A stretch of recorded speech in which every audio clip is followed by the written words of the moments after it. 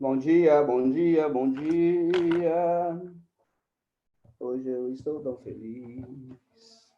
Bom dia, bom dia, bom dia. O coração é fingido. Felicidade. Oi? Ao que se deve o motivo dessa felicidade? Vocês estão aqui comigo. Já que não temos a presença física, temos a presença virtual, que muito me alegra, faz o meu dia ser melhor, ser mais claro.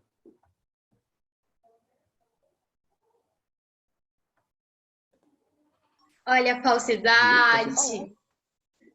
Sem palavras. Isso é uma declaração de amor a todos vocês que veio aqui prestigiar-me com muito carinho, muita devoção, muita... Mentira!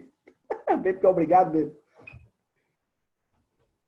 Firmes no propósito de arrancar uma nota sensacional no além. Enrolei aqui. Enrolei todo aqui. Estamos aí. Anota a presença de vossas senhorias no nosso painel digital lá. É igual a Câmara dos Deputados, tem que anotar a presença.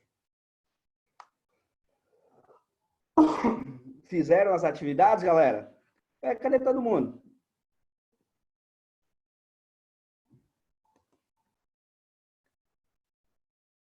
Fala, Murilão. Aí, Manel. E Manel aí, vai estar comendo. Clécio, beleza? E aí? Tamo junto. Cadê Manel? Manel tá comendo, né? Oi. Ainda deve estar no segundo prato de almoço. Já tá de segundo prato de almoço. Tá desse nível. Cadê a aula? Vamos corrigir as atividades. Daqui a pouco só. Daqui a pouco. Aquecer, não? Tá pronto, Você já tomou não. café quantas vezes hoje? Você já tomou café quantas vezes hoje, meu filho? Hoje acho que eu não tomei nenhuma vez café. Não, comer que eu digo, assim, café, né? Então, nada. Nada, não deu nada. Véi, se as aulas voltassem hoje, se as aulas voltassem amanhã, hoje não, né? Se voltassem amanhã, eu queria ver como que essa galera ia subir aquelas escadas. Vocês lembram que tem aquelas escadas ainda, né? Elevador. Ia chegar 8 horas da manhã na primeira aula. Demorar 50 Ai. minutos. Demorar 50 minutos para subir a escada. Descer, vai descer rolando. Galera, estamos estudando sobre meios de transporte. Esquece não, hein? Meio de transporte, capítulo 8. Para vocês que eu errei o capítulo na aula passada, acho que foi o terceiro ano, terceira série. Coloquei capítulo 8 e era 9. Vamos corrigir aí. Vamos matar essa lebre aqui de hoje aqui. Eu peguei as atividades no meio do capítulo e já consegue fazer uma revisão já no conteúdo já. Bacana? Então a gente tem aí. Minha conexão está instável. Vai melhorar. Tudo vai melhorar. Se não melhorar, melhor vai ficar. Então vamos lá. Que página é essa aqui, gente? Não tem as páginas. Ah, tá. A página 9, galera, essa atividade aí, tá? De acordo com o gráfico dos anos de 1990 e 2017, é possível perceber um pico de crescimento do número de passageiros no mundo a partir de 2010. De forma resumida, qual seria a principal razão para esse boom no número de viagens? Então, a gente tem aí o aumento do número de viagens no decorrer do tempo aí, né? Esse é um gráficozinho normal aí para a gente dar essa analisada. Então, o período analisado é 1990 e 2017. Então, o que a gente tem como justificativa para esse crescimento exacerbado aí a partir de 2010?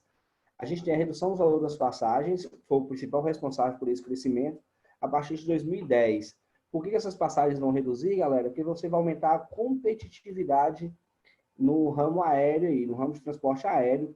Você vai ter mais companhias aéreas surgindo, novas rotas aeroviárias surgindo aí. Então, vai ter uma redução desse preço aí. Uma outra coisa que a gente não pode desconsiderar nunca, e é uma análise geográfica do conteúdo, é a inserção de economias, como a China, no mercado global, né? Você tem a China como a grande fábrica do mundo, principalmente depois de 1990, você tem a China aí como uma fábrica mundial, a fábrica global, que vai fazer a economia chinesa crescer muito. A partir de 2010, você tem a economia chinesa sendo muito relevante para o mundo, não somente mais como produtora de produtos, mas também como países com relações comerciais estreitas com outros países. Então, você vai ter um fluxo populacional muito grande, né? Tanto de outros países para a China, quanto da China para outros países, né? Então, o primeiro fator aí é a redução do preço das passagens, por causa do aumento da competitividade, e depois economias como a China, a Índia, né? O próprio Brasil. A gente percebe que a partir de 2010, você tem no Brasil também um fluxo de passageiros muito mais intenso, pessoas usando pontes aéreas aí para viajar. Obviamente que as crises nos países, igual no Brasil, por exemplo, a gente teve uma crise econômica muito intensa a partir de 2015, vai arrefecer isso aí. Hoje, então, nem se diga, né? Hoje a economia global está praticamente estagnada, praticamente parada. Vamos pegar o fluxo aeroviário, hoje vai estar muito pequeno em função da economia. Então, faça essa relação sempre, fluxo populacional relacionado à economia. No caso da aviação, muito direto.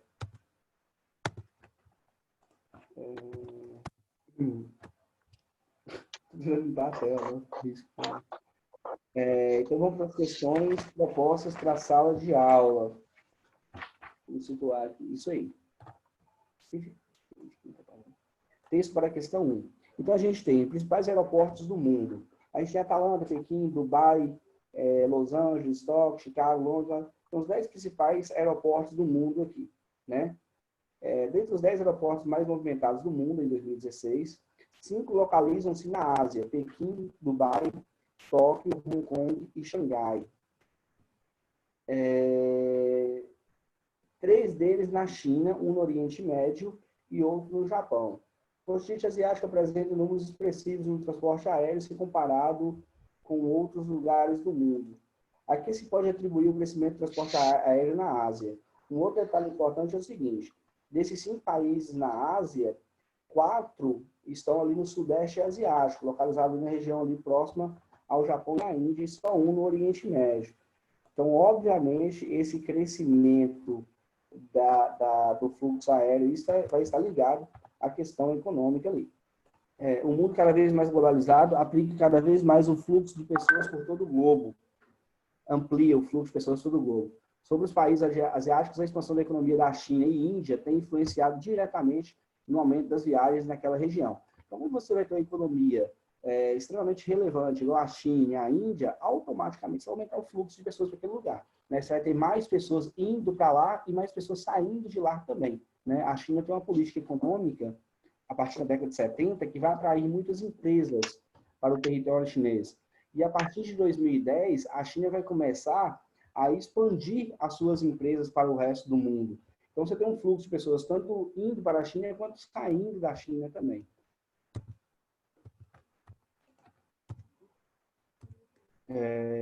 Essa imagem é sensacional, galera. Essa imagem vai acompanhar vocês a vida inteira.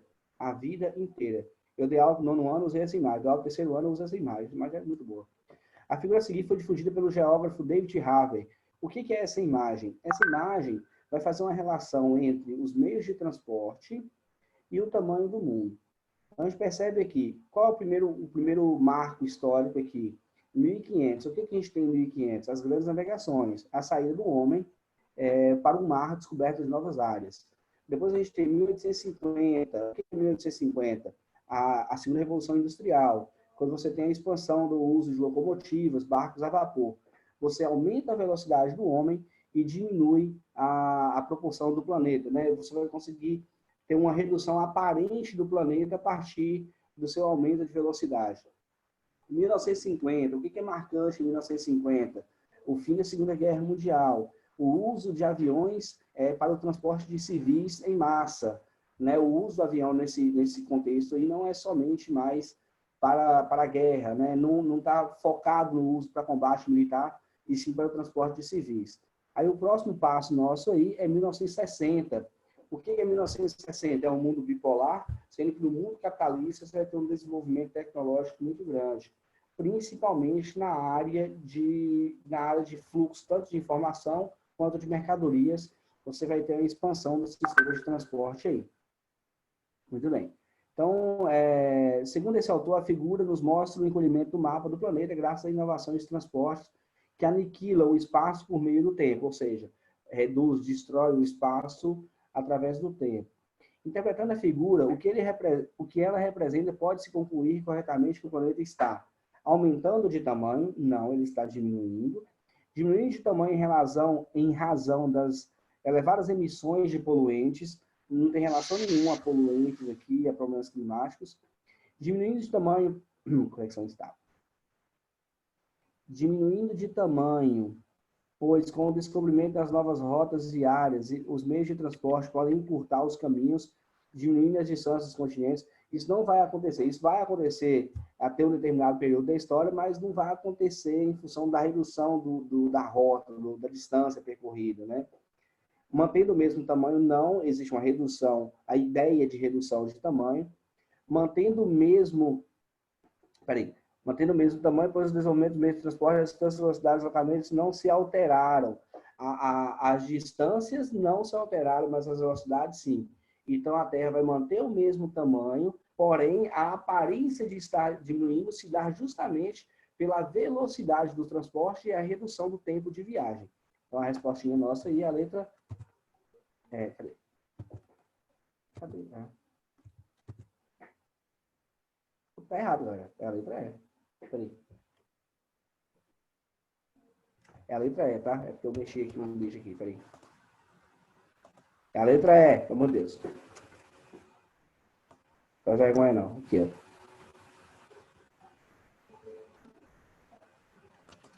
Terra, tá certo aí, pelo amor de Deus.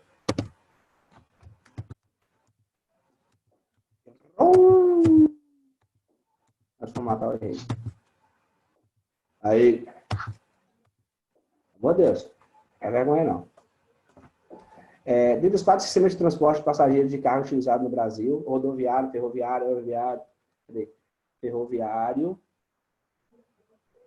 rodoviário, ferroviário, o aeroviário e o aquaviário indica o modelo mais utilizado e discuta um dos problemas dessa opção do modal.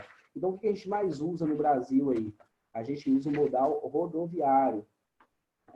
A gente usa o modal rodoviário, a gente usa o transporte rodoviário, que é o mais utilizado. Esse transporte se caracteriza por um elevado custo operacional. Você vai ter um custo muito grande nas mercadorias transportadas. E a gente vai ver essa relação lá na última questão, depois a gente vê isso aí, que, por sua vez, torna o transporte mais caro e reduz a competitividade dos produtos brasileiros.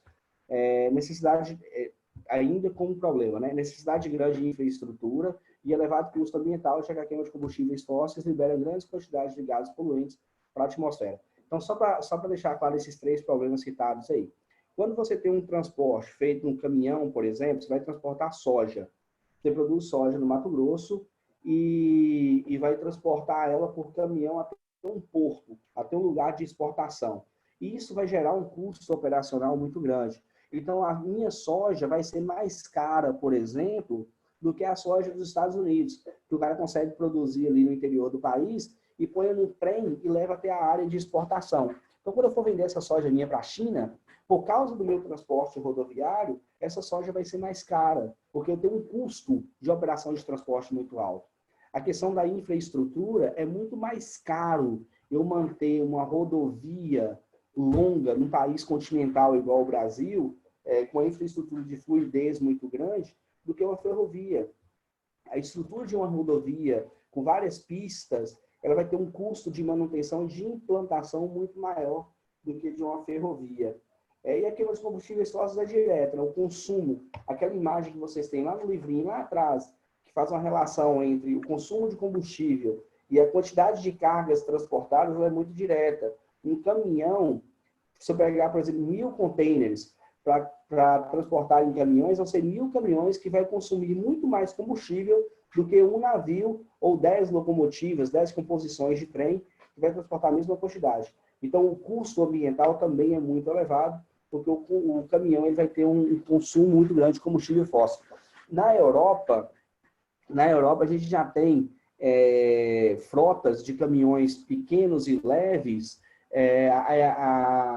movido a energia elétrica, né? Carros elétricos, caminhões elétricos. Uma coisa que no Brasil vai demorar muito de chegar por causa da nossa composição tributária, né? Os nossos impostos fazem com que esses carros sejam mais caros do que os carros que queimam combustível fóssil. Então, tem esses problemas aí. Muito bem. Então, comparar os dois mapas aqui, os mapas são ferroviários da Brasil e o mapa da França, em 2018. Então, quais as principais diferenças entre as malhas rodoviárias do Brasil e da França? Então, a primeira diferença ela é nítida, né? A primeira diferença é a maior concentração de ferrovias no território francês e a maior distribuição espacial. No Brasil a gente tem uma quantidade muito menor e uma concentração dessa malha ferroviária na região sul e sudeste, principalmente aqui. A segunda pergunta: que razão pode ser atribuída para essa diferença entre França e Brasil?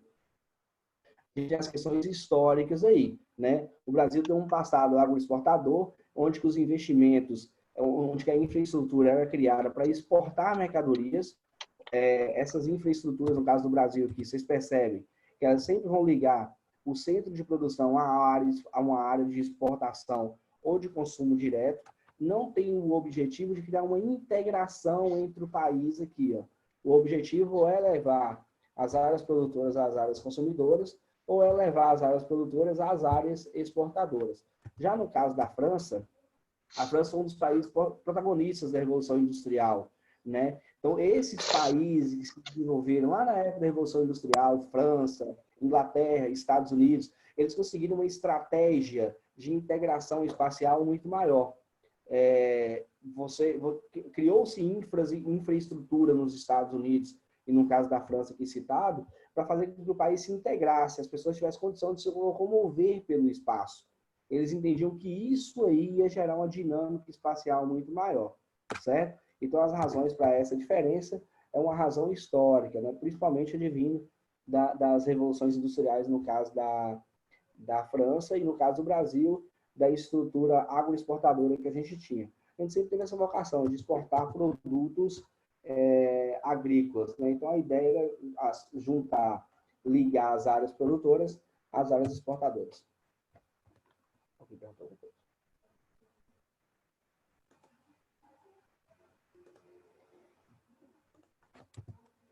Volta. Você aparece agora? Responde essa.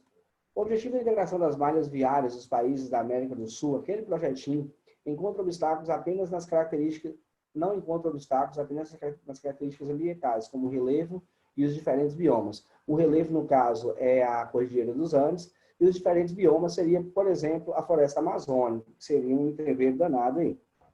De que forma a instabilidade política e a instabilidade da internet não ajuda, não.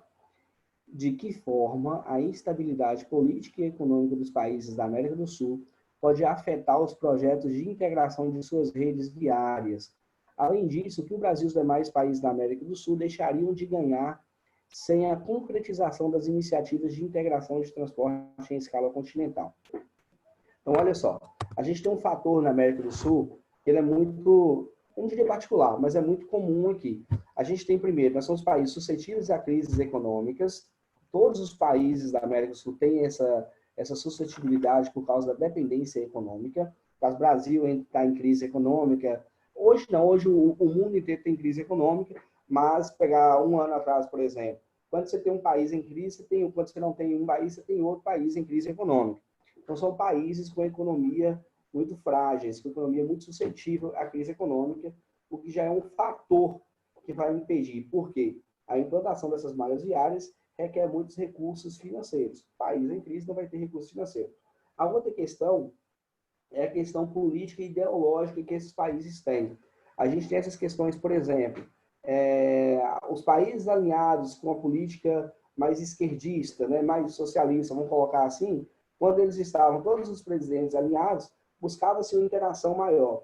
Quando são todos os países mais liberais, mais de direita, eles buscavam uma integração maior também. Mas quando você tem divergências, igual na Argentina, por exemplo, hoje tem um presidente de esquerda e no Brasil um presidente de direita, cria conflitos políticos e ideológicos que vai impedir, vai atrapalhar esses projetos de integração, além da falta de dinheiro. E sobre as questões econômicas, todos esses países vão deixar de ampliar as suas relações no interior do continente, o que vai fazer que suas economias se enfraqueçam, mediante a disputa no mundo mais globalizado. A gente vai deixar de interagir nossa economia com a economia da Argentina, com a economia do Chile, com a economia do Paraguai, do Uruguai, e a gente vai acabar nos isolando aqui, né? Coisa que os outros países, os países mais desenvolvidos, não fazem. Haja vista a União Europeia, o próprio Estados Unidos, que tem uma economia muito integrada com a economia do Canadá.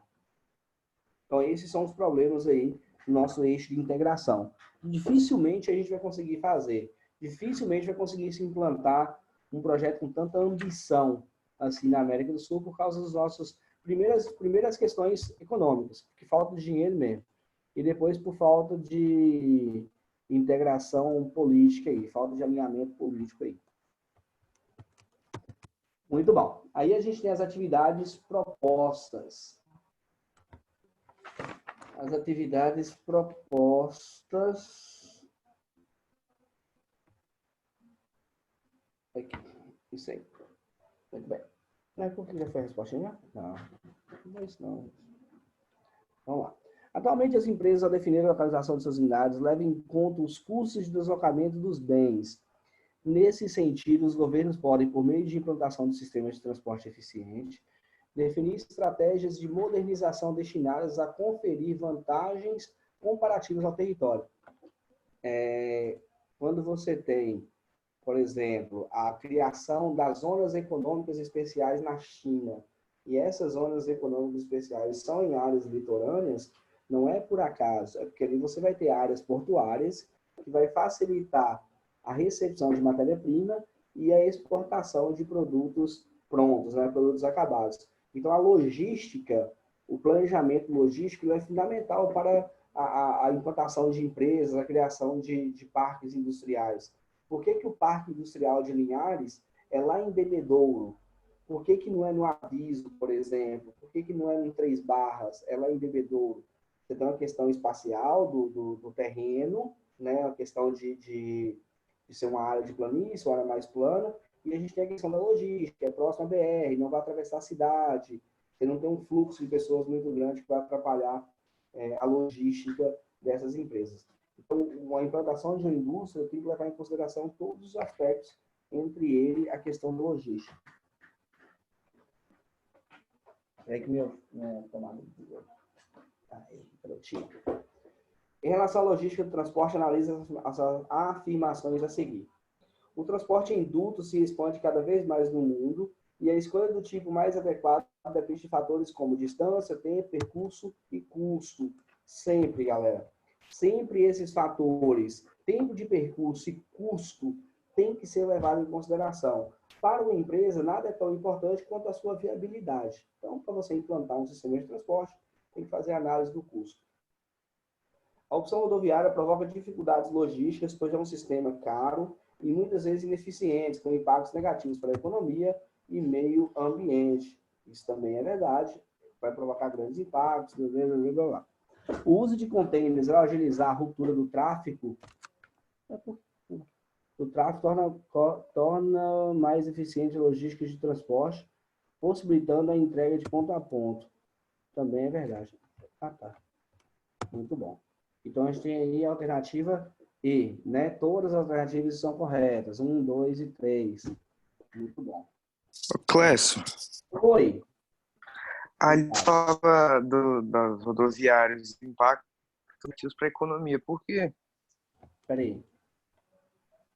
Deixa eu ler de novo aqui para te explicar melhor. A opção rodoviária provoca dificuldades logísticas, pois é um sistema caro e muitas vezes ineficiente. Tá, porque se você vai ter um transporte mais caro, você vai ter um produto mais caro. Se eu vou ter um produto mais caro, eu vou ter uma competitividade menor. Entendeu? É aquilo que eu expliquei da soja lá atrás. Eu produzo soja no Mato Grosso, no Brasil.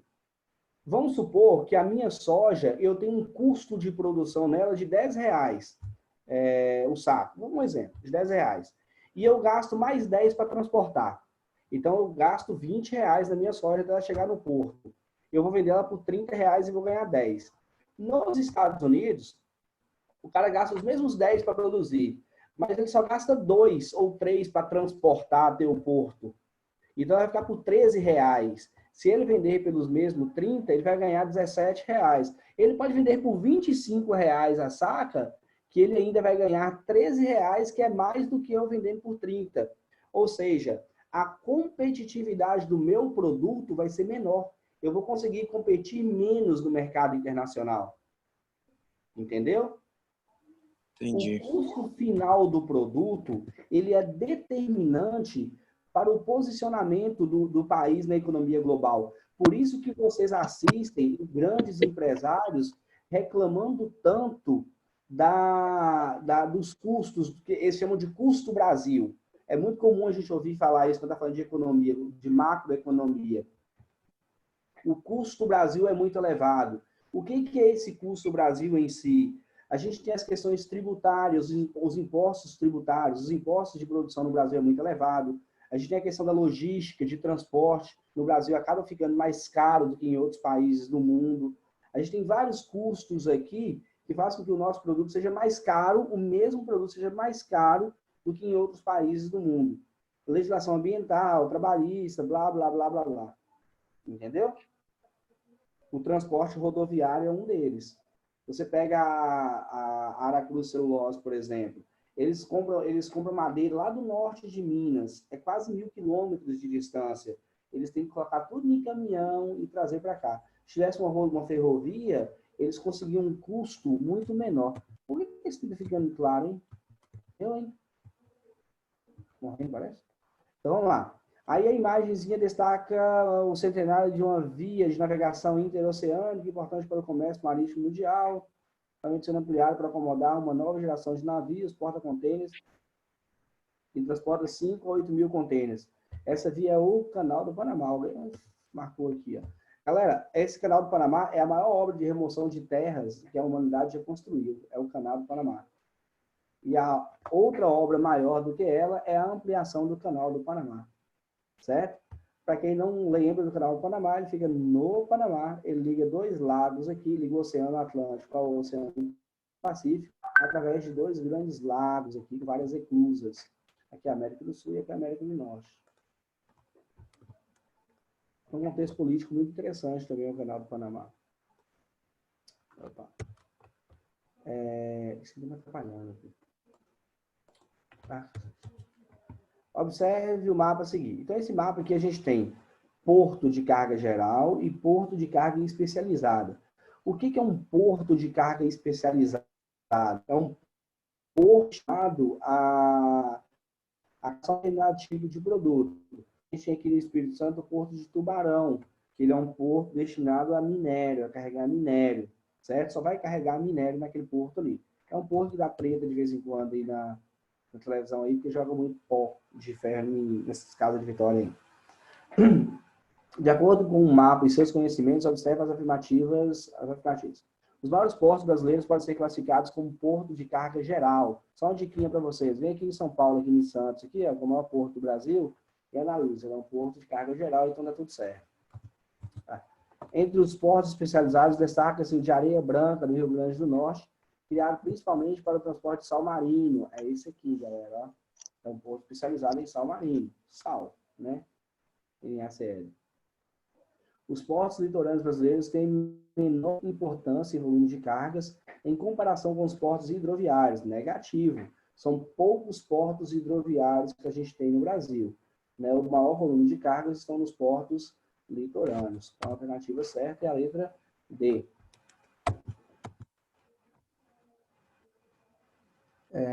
Em fevereiro de 2013, comemora-se 205 anos da abertura dos portos brasileiros.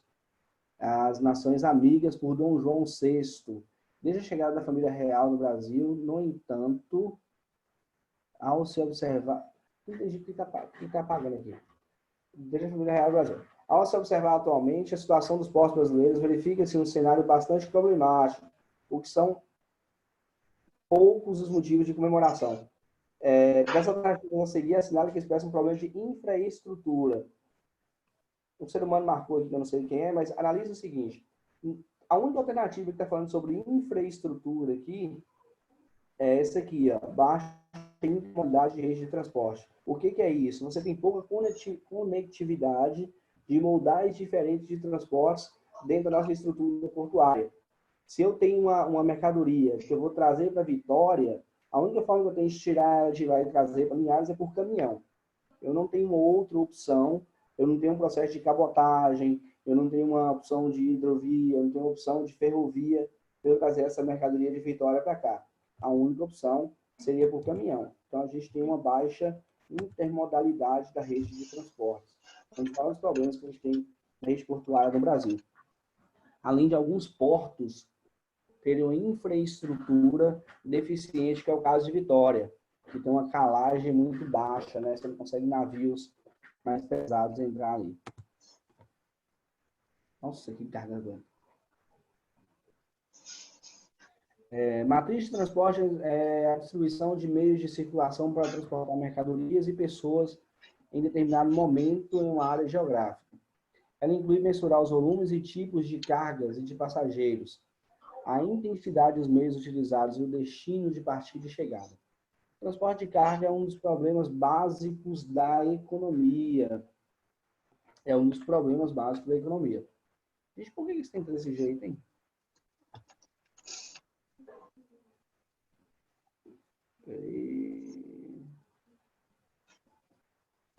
Peraí, galerinha. Tô parando isso aqui.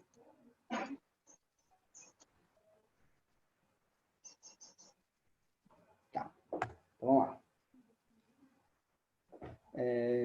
A partir da introdução dos conhecimentos da situação do espaço, da comunicação geral dos transportes, seu papel social para afirmar que o Sudeste, por contar com maiores redes ferroviárias e rodoviárias e os mais movimentados portos e aeroportos do país, está tudo certo isso aí, não enfrenta problemas de mobilidade nem infraestrutura, está tudo errado isso aí. Apesar de o Sudeste ter tudo isso aí que falou, a gente tem problemas seríssimos de mobilidade aqui e problemas de infraestrutura também. Nossa infraestrutura hoje na região Sudeste, ela é subestimada para a região, é pequena, precisa de uma ampliação e uma modernização.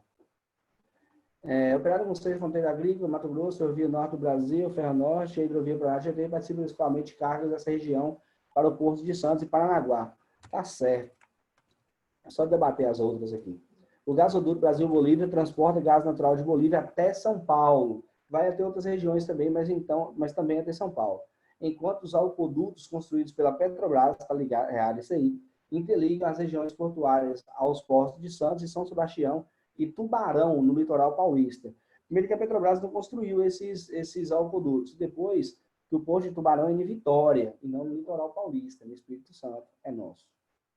O Brasil, apesar de ter uma das mais extensas áreas navegáveis do mundo e das vantagens que as hidrovias oferecem em termos de custos, pouco se explora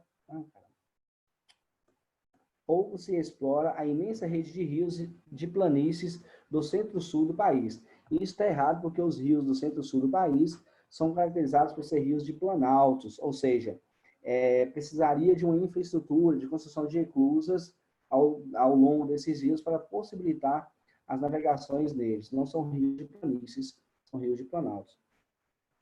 O sistema rodoviário brasileiro oferece muitas rotas alternativas, semelhantes ao europeu, para aqueles que não podem pagar pedágio. Negativo, nós temos rotas rodoviárias muito limitadas, principalmente no que liga eixos muito movimentados, como o eixo Rio-São Paulo, São Paulo-Belo Horizonte. Você vai ter rotas muito limitadas e com pequena infraestrutura, bem diferente das rodovias europeias. Para quem nunca foi na Europa, lá na Europa você vai ter rodovia de alta velocidade, rodovia sem limites de velocidade, porque a infraestrutura é muito boa. Nossa Senhora. O sistema de transporte é um elemento determinante para a competitividade das mercadorias. Isso aqui afirma aquilo que a gente discutiu sobre as mercadorias. Ela é um elemento determinante da competitividade de mercadorias produzidas por um país nos mercados internos e externos, uma vez que os custos de transporte incidem sobre os custos de matéria-prima do produto final. Por exemplo, não adianta eu conseguir produzir o melhor cacau do mundo aqui em Linhares se eu não consigo ter uma logística eficiente para eu pegar esse cacau e levar para o resto do mundo. Então, não adianta eu ter o melhor cacau do mundo se eu não consigo levar com um custo viável para o mundo inteiro. Sobre os diferentes modais de transporte no Brasil, pode-se afirmar que o modal hidroviário é o que apresenta menor consumo de combustível por tonelada transportada. Contudo, a implantação de rodovias no país envolve obras civis de forte impacto ambiental e de elevado custo. Isso é verdade. A gente tem como exemplo as nossas eclusas. Em virtude do predomínio do modal rodoviário no transporte de cargas e de sua maior flexibilidade nos percursos, a política de transporte brasileira continua quase que exclusivamente baseada na expansão e modernização das rodovias. O que está errado aí, galera, é que ninguém está expandindo e modernizando a rodovia, coisa nenhuma. A gente está só degradando essas rodovias e vivendo na beira de estrada falando pneu de caminhão, porque rodovia, estradas com buraco, rodovias congestionadas, rodovias mal sinalizadas, provocam acidentes, tal. Lembra isso, nossa infraestrutura é precária. Mesmo que em algumas regiões, como a região sudeste, você tem rodovias maiores, uma infraestrutura melhor, ela ainda não é suficiente para aquela região e só tem essas rodovias, só se concentram nessas regiões, principalmente na região sul e sudeste do Brasil. Regiões nordeste, norte e centro-oeste é uma precariedade só. No que se refere ao modal ferroviário, a Ferronorte é um empreendimento que visa facilitar o escoamento da produção agrícola do Mato Grosso e de Rondônia, tanto pelos portos de São Paulo, quanto pelos portos da região norte do Brasil. Isso aqui está certo naquele textozinho, naquela questão da França, lá da comparação, dá para vocês perceberem essa ferrovia aí. Ela vai atravessar a região centro-oeste do Brasil, vai atravessar a parte da região norte, nordeste e vai descer para a região sudeste aqui do Brasil.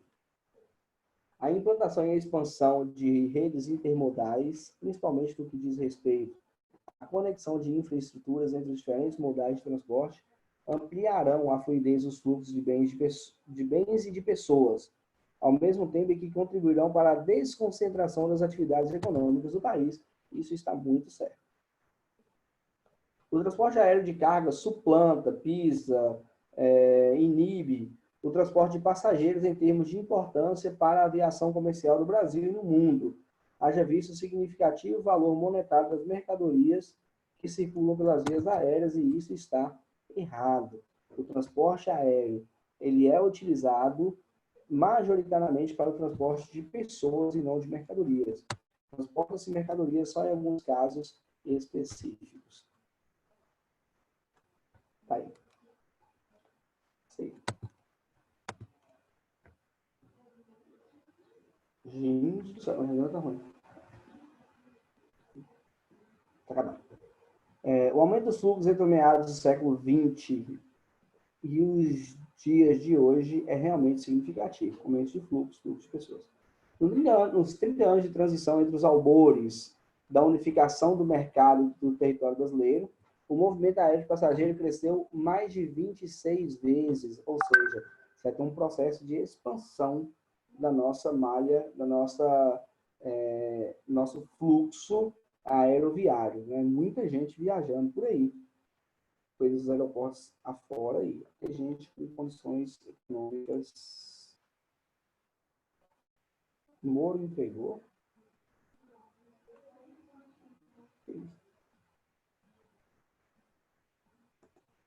Não. Vamos lá. Sobre esse aspecto da realidade constatada no início do século XXI, pode ser dito que ele evoluiu, né? O fluxo de passageiros aí, o fluxo de viagens aí. Mantendo a curva ascendente, mas sempre encontrando obstáculos relacionados à grande desigualdade econômica e regional do Brasil. Galera, vamos lá. Lentamente, quase que estagnou, não é o que está falando o pretexto da questão, de modo acelerado, integrando cidades grandes, médias e pequenas, o que se comprova com a saúde financeira das companhias aéreas nacionais. É só vocês olharem pela janela e perceber que não existe esse processo de integração entre cidades grandes e pequenas, né? A gente vai conectar cidades maiores, cidades polarizadoras. Significativamente das regiões mais pobres do país, está errado, isso é fácil de entender que está errado, que as cidades mais pobres não vão ampliar esses fluxos. de forma quase que constante, uma vez que os obstáculos tornaram o progresso linear. Você vai ter picos ao longo do processo aí de crescimento do fluxo de passageiros. E uma outra coisa da questão anterior aqui, as empresas nacionais. A partir do momento que tem um processo de integração, de globalização, as empresas menores, elas vão sofrer muito com isso. Por quê? Porque o custo delas é muito maior. Então, o valor de passagem das empresas menores, nacionais, vai ser maior que o das outras empresas. As pessoas, obviamente, tendem a ir para empresas que oferecem um custo menor no valor da viagem, o que vai enfraquecer as empresas nacionais aí.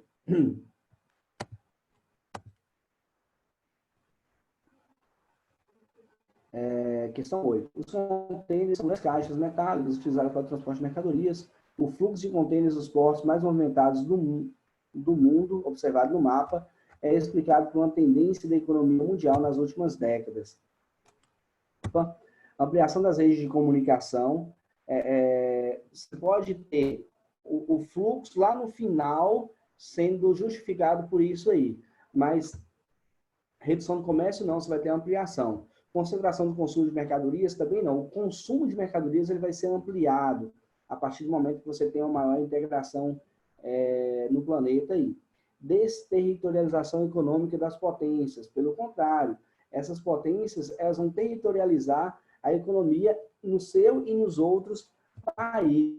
Isso vai criar uma terceirização de produção de bens industriais. O que é isso? Na prática, você vai ter uma concentração de produtos de produção industrial muito grande em uma determinada parte do mundo. Então, por questão lógica, você vai enviar muitas matérias-primas para essa região e vai exportar muitos produtos já industrializados. Né?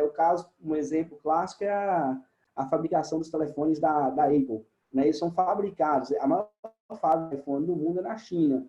Então, eles são fabricados na China e lá da China é mandado de volta para o resto do mundo. Então, você vai ter uma movimentação de mercadorias muito grande nessa região. Gente do céu, não. Então, aqui é pedindo para a gente associar o sistema de transporte ao país. Você tem na Alemanha a predominância de ferrovias por duas razões. A Alemanha ela foi um país que se industrializou logo na segunda revolução industrial. Todos esses países têm uma malha ferroviária muito grande. Na Alemanha também usa-se muitas hidrovias. Só que, como lá está num clima que o inverno é mais severo, esse clima severo do inverno vai impedir a navegabilidade desses rios. Então, você vai ter um uso de ferrovias de maneira mais intensa na Alemanha. Na Venezuela, a gente vai ter a rodovia, que é típico de país subdesenvolvido, né? O uso de rodovias, o uso de caminhões. Você tem aí uma razão histórica bem interessante. Esses países subdesenvolvidos, a partir da década de 60, 70, começou a incentivar as indústrias automobilísticas em seu país. Então, para você incentivar essas indústrias a ir para o seu país, criou-se uma infraestrutura baseada no transporte rodoviário para que as pessoas adquirissem os carros e conseguissem usar esses carros, essas rodovias, certo? A outra coisa é a falta de planejamento e investimento em infraestrutura, como o transporte ferroviário e o transporte hidroviário, que no caso do Brasil poderia ter sido pensado. A Holanda usa, Países Baixos, né? A Holanda usa muito as hidrovias por causa da geografia do seu terreno. Mais de 25% do território dos Países Baixos ficam em áreas que estão abaixo do nível do mar. Então, tem muitas áreas alagadas. Esses dias eu li uma reportagem sobre casas na Holanda. É muito comum ter casas flutuantes nos Países Baixos, justamente por causa dessa geografia aí. E a Rússia, pela mesma razão da Alemanha, vai ter em seu território muitas ferrovias, por causa da sua extensão continental, e o fato de não conseguir usar as hidrovias e nem as rodovias por causa do clima muito severo. Então, na Rússia também vai ter o predomínio de ferrovias. A essa imagem que eu falei, vocês conseguem associar o custo de transporte rodoviário com os outros transportes e conseguem perceber que o custo ele é mais elevado por caminhão, certo? Percebe aqui o seguinte, se eu pegar um caminhão, sair de Lucas do Rio Verde, do Mato Grosso, e for até o Porto de Santos, isso vai me custar R$ 258 por tonelada. Tá. Se eu for até o Porto de Paranaguá e fazer um caminho aqui, fazer um caminho todo por caminhão,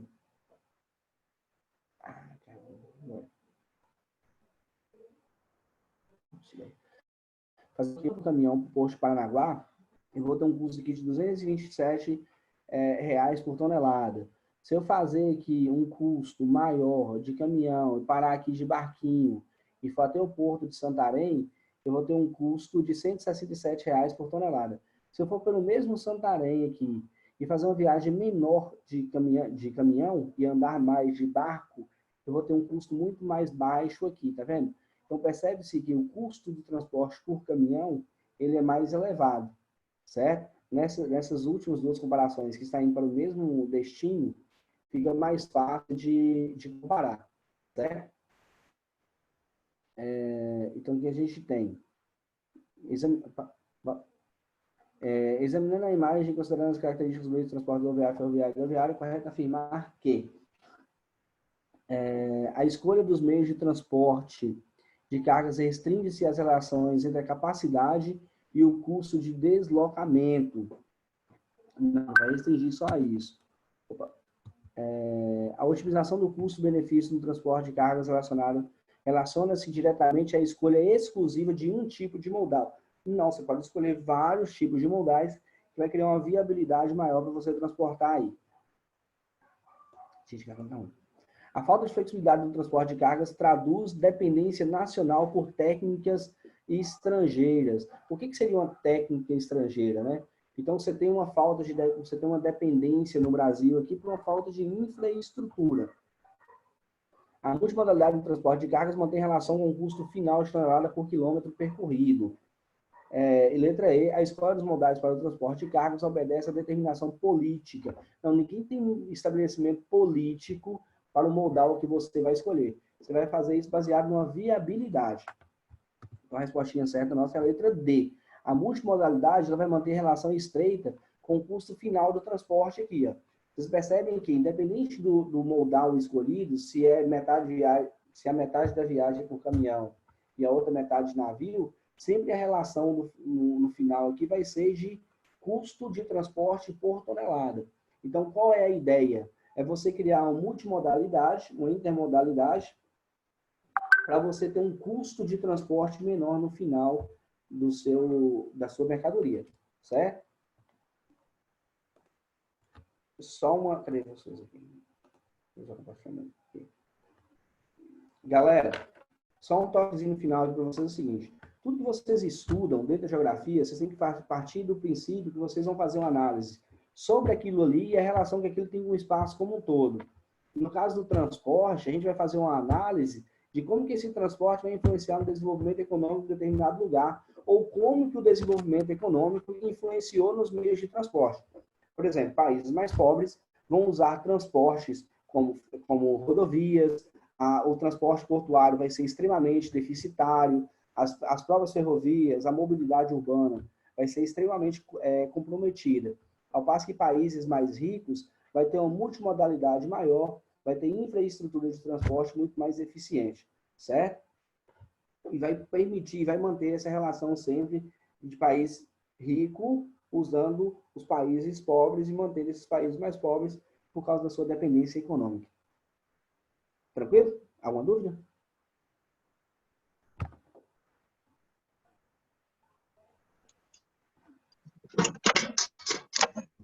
Alguma dúvida, galera?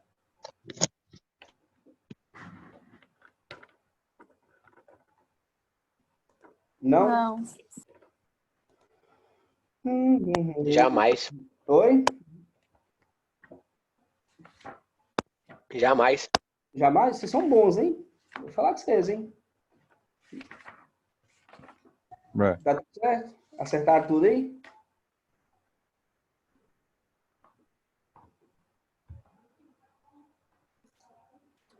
Tchau pra vocês. Minha internet começou a travar de novo. Beijos. Até a próxima aula. Deus abençoe. Ai, Pode Deus trocar do o céu. monte de Manel, É. não? Hum? Deixa eu colocar presença lá, não, tá? Eu coloquei? Não sei. Ah, tá privado. Não, tá de boa. Até a próxima aula. Valeu. É.